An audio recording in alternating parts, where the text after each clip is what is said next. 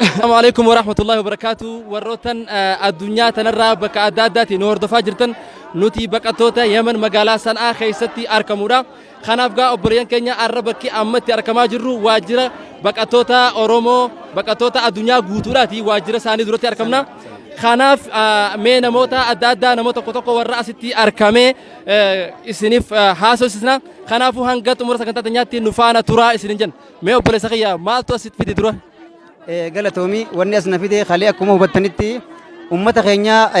jawaazata keessatti boombiitti haranii akka malatti miidhanii nama hedduu kaan gubanii kaan ajjeesanii ila ammaan tana bikka isaan jiran hin beekne reef kallee harkanne kanaafuu warra wanni asirra argamneef ummanni Oromoo bal'aan hawaasni shamarran dargaggoonni xiqqaa fi guddaa manguddoon akkasii gadda keenya ibsachuudhaa fi akka gartee mirgi keenya kun nu kabajamee rakkinni kan nu godhu kun beekuudhaaf waajjira guddaa yuun ajjeesar sanaa jalatti argamna akkasumatti gartee nuti wanni arraan tana ummata keenya ummata Oromoodhaa warra addunyaarra jiru hawaasa keenya hunda warra gartee sila Awurooppaadhaa fi Ameerikaadhaa fi Ishiyaa jiran hundaa'u nuti Yaman keessatti mirgi keenya hin kabajamu hiriirallee bahuu hin dandeenyu namni keenya dhumaa jira guyyaarraa guyyatti dhalaan teenya gudeedamaa jirti ijoolleen teenya dhumaa jirti namni keenya mana hidhaa keessa gubachaa jira kanaafuu mirga addunyaatti akka nu iyyatan akkasitti gartee uummanni keenya hundi warri sila dandeetti qabu akka nu iyyatan barbaanne jechuudha kanaafuu gaarra wanni as argamneef gadda ibsachuudha UNHCR dura baane akkuma gartan kanatti uummanni Oromoo dillee kun shamarran dargaggoonni wanni asitti argamneef gadda ibsachuudha mirga keenya gaafachuu uummata keenya ka gubate kadhuma ila ammaan tanaan agarre bikka isaan jiran hin beeynu dhayxeenii ilaala yoo jettu taate singarsiisan bikka isaan jiran hin beeynu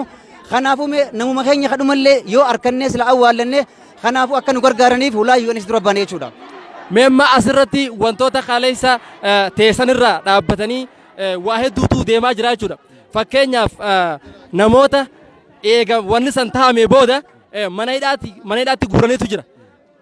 Sanbooda jechuudha. Kan amma ilaa ganama kanaa ilaa amma yeroo jirru kanatti namoota magaalaa keessaa deemanii qabaa jiran jechuutu dhagahamaa jira. Mee waan kanarratti akkam jettu? Kuni waan hedduu haalan nama gaddisiisu nama kaanis gaakalee akkuma beekamutti mana hidhaatti guuraniitti boombiin fixanii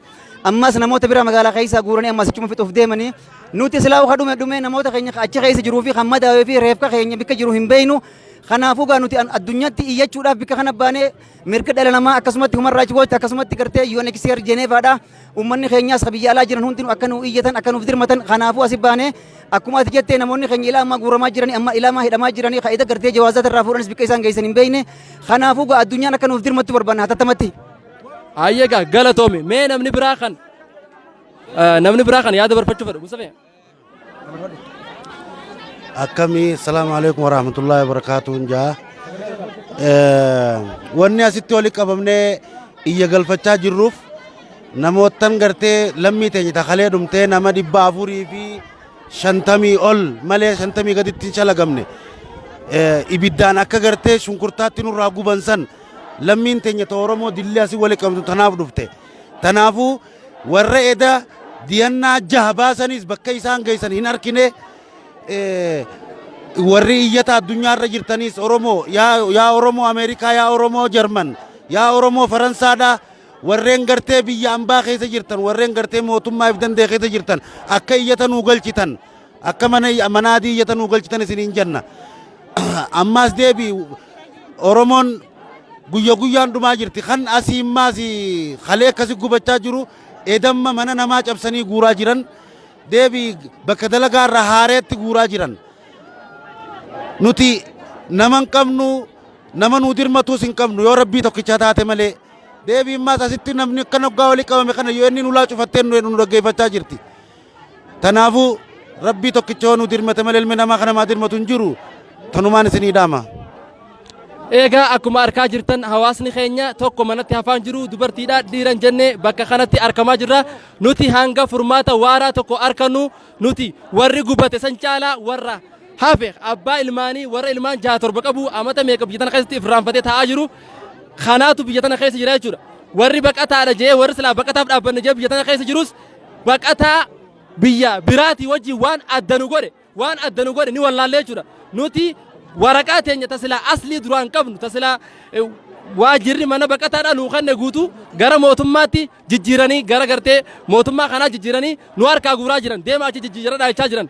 kanaaf rakkoon tun kadeemaa jirtu sabuma keenya qofarratti kadeemaa jirtu jechuudha kanaafu nuti akkuma gartee tiitichaa taane nama mootii hin qabne kanamatti gaafatamu hin qabne san taane biyya namaarra facaanee jirra bakka jirtanitti du'aa nu godhaati nu iyyaa isin jannaatiti galatooma.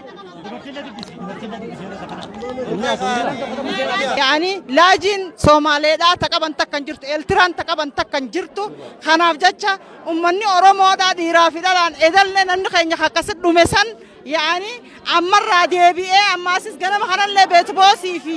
خنان را يعني قولوني مخينا لما جوازو تجيسن جاتشورا خناف جاتشا أمتم أورومو تقولو جراني أمتم أورومو ركاتشو جرا أمتم أورومو چنكاتشو جرا أمتم أورومو دمو جراتشو خناف جاتشا متان كني ورس كيسا جرا بقتوتا تاني بكمني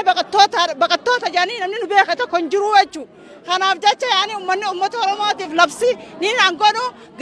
أمتي يعني قحتتمت يعني غرغارسي بيهون در رانو قولا موقفا يعني ينا نوغلا موق أبدي أشوا تتمت خنينجو غلطوما والفدا ليفهم ولين ندك السلام عليكم ورحمة الله وبركاته جرو مال قمنا دبنا أنا مجرو تورقتني وان جرو دبته جتشافي نوتي بقتوني مقاف أرقتني يمن كيس جرو مقافة بقتم ما قمنا مالي أرقتني واتك كنجرو جتشو كليس مسكينة أرقتني مسكينة ويدين دلقتين أرقتني بيجكيس جرو قبني هيرت نكاني ملك أنو بوسا جلني ملك ريالا يمني كما ترباتما بوسيسن نما تكو كان كمن أجتي شمسن كان رانو كبتاكا كبو مكاب بتاكا كبجلني أولوفني داني كديسن كان كمن أمو أكما مجد كان قراني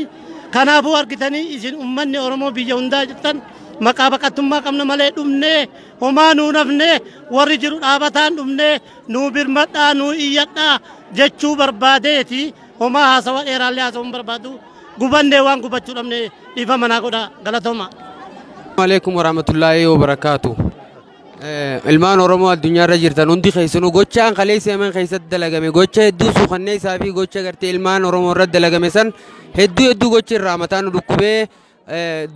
duguggaan sanyii jechuudha addunyaa irratti takkaa wanni kanaatun taatee hin beektu karaa mootummaatii wanni kun ta'u jechuun yaani hedduu takka nutti ulfaatee akka jennee ibsannuu hin beeknu akka isin ilaalaa jirtan ilmaan oromoo tokko manatti rafne halkan edaa nama manaa guuraa bulanii warreen silaa lubbuun isaanii ibidda jalaa baate jechuudha. Makiinaa sadiin jechuun konkolaataa sadiin konkolaataa jaan fuudhanii dhabamsiisanii jaanii warra silaa dhukkubu warra silaa qaamni isaanii cinaan isaa jechuun madaa'ee kaan mana yaalaa jirullee dhahinee jaallaaluun dhorkanii akka hawaasni addunyaa ragaa nuuf ta'u akka sagalee nuuf taataniin isiniin ilmaan oromoo ammallee mana namaa cabsanii guuru jiranii amma hawaasni kun jechuudha kan mootummaa waan kana nurra dalagee ummanni waan kana caalaa akka nurra dalagu nutis firraa sodaa qabna biyya kana keessa jiraachuuf illee hedduu sodaa firraa qabna. Oromoon addunyaarra jirtan akka sagalee nuuf taataniin isiniin hedduu miira keessa jirra. Assalaamu alaykum warahmatullahi wabarakatuh. Hanganumaan isiniin galatooma. Alaykum warahmatullahi wabarakatuh. Dubbiin dubbatamee jira kanaa ol dubbadhaaf illee miti. Waan garaa nama nyaatu jechuudha. Yeroo jalqabaatiif waan garaa nama nyaatu. Nama mootummaaf bitamee mootummaaf harka kennee mootummaa jala jiru. Mootummaan ulaa duubaan itti qollofee ibidda itti qabsiisee yeroo jalqabaatiif dhageenye baay'ee waan nama gaddisiisu. Where is the government of the world? Meetu mootummaan addunyaa yoo kanarratti mootummaan addunyaa hin argamne. UNHCR'n as dhaabbatee ummata kanaaf warra ijoollee kana gubeen garaagarummaa waa takka illee akka waan hin qabneetitti waan laalluuf mootummaan addunyaa yoo ummata keenya ka amma bahee biyya yaman kana keessa jiru ka biyya qabaannu taate biyya keenyattiin waa galchu yoo ka biyya hin qabaanne taate bakka biraatitti ummata kana ammuma tana furmaata fuudhee biyya yaman keessaa nu haa baasu waan nu gubaniif waan wali qabanii nu gubaniif namni agarteetiniin akka agartee zubaalaatitti gubamu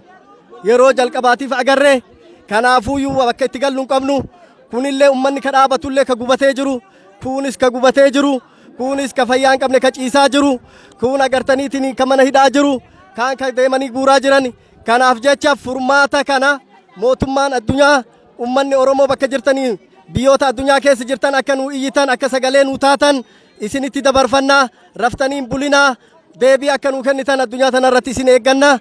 manatti hin gallu as dhaabbanne isin eegganna isin jennaa galatooma. Ilmaan oromoo bakka jirtanitti nageenyi keessa naa qabu kam. Biyya bakka amma wanti sun itti taate amma guyyaa sadii eega bahee bakka san irraa jechuudha. Guddaan keenya ijoolleen oromoo kabajaa hin qaban. nama umriin isaanii waggaa 70 waggaa 80 waliin hidhaa turre mana tokko keessa. Maaliif diqqaatus namni gugurdaan biyyoota biraarraa biyyoota dimokiraasii keessatti kabajaa qaban jechuudha. Keenya diqqaan ijoolleen daa'im waggaa 5 waggaa 6 mana hidhaa kana keessatti ilmaan gubatantu jira. Dubartiin fakkeenyaaf jaarsi maaf kabajaa dhabu? Kabajaa hin qabnu yaa ilmaan Oromoo guddaan keenya kabajaa hin qabu diqqaan keenya kabajaa hin qabu biyya tana keessatti.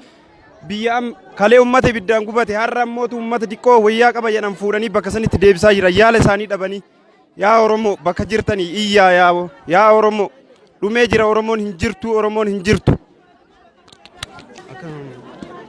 Assalamu alaikum warahmatullahi wabarakatuh. Lammii koo kan addunyaa tana gubbaa jirtan. Gaafiin teenya kan gartee bakka kanatti walitti qabannee gaafachaa jirru reefi sun akkamitti awwaalanna ijaannoo akkamitti arguu dandeenya. Hajuu gaafachaa jirra kanaaf deebii ilaa amma ammaatti namni nu deebise tokkollee hin jiru. Biyya tana keessa baqataan Oromoo qofaami kan jiru baqataan hedduutu jira. Baqataa Somaalee jira baqataa adda addaatu jira. Kanaafuu koominiitiileen adda addaa biyya tana keessatti akka baqataa Oromoo ta dhaabbatte ni jiran. Gochi kun baqatuma Oromoo qofa irratti kan raawwate kun baay'ee nama gaddisiisa. Kanaafuu gama gartee barbaadamuun dhaabbata addunyaatti nu gaafadhaa iyyannaa nu dabarsaatii hatattamatti gartee namoota dhume kana akka awwaalan akka ijaan argine eenyummaa isaanii silaafuu beekuu hin dandeenyu akka awwaalaman jumlaadhaan bakka takkatti jechuudha bakka takkatti walitti qabanii awwaaluuf isaan sagantaa fixatanii jiran. Kanaafuu jumlaa osoo hin ta'in kan fuula isaa beeknu keessaa adda baafannee tokko tokko akka fuulli badee fi kan badinis guurree adda addatti akka awwaalan gaafii kana addunyaa akka nu gaafataniin dhaamsa koo dabarsuu barbaada galatooma.